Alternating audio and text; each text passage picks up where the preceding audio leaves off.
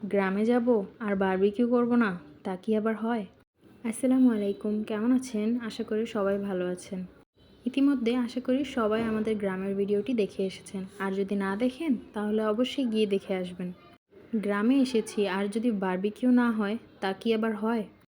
এবার দুটি জিনিসের বারবিকিউ করেছি। প্রথমটা হচ্ছে মাছ আর দ্বিতীয়টি হচ্ছে মুরগি। মুরগির মধ্যে রয়েছে দুই আইটেম, একটা দেশি মুরগি আর একটা হচ্ছে ফার্মের মুরগি। দেশি মুরগিটা হচ্ছে আমার হাজব্যান্ডের জন্য, যেটা কিনা আমাদেরই ফার্ম থেকে নেওয়া হয়েছে। এই তো কয়লার উপরে কেরোসিন দিয়ে তারপর আগুন জ্বালিয়ে দেওয়া হলো। আর এখানে দেখেন আমার ছেলেটাও একটু আগুন দিচ্ছে। সবাই কিন্তু মাশাআল্লাহ বলে যাবেন।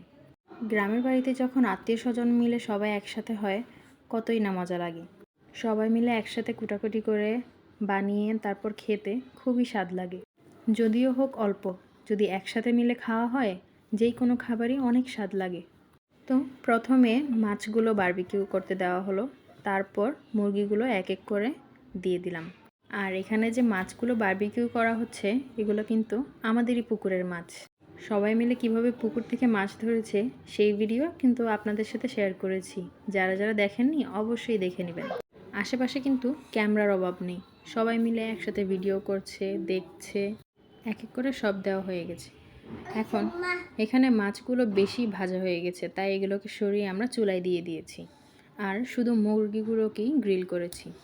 দেখেন কালারটা তো খুবই ভালো লাগছে, দেখে আবারই খেতে মনে চাচ্ছে। আশা করি সবারই ভিডিওটি ভালো লাগবে। যদি ভালো লাগে অবশ্যই লাইক কমেন্ট করে যাবেন। ধন্যবাদ।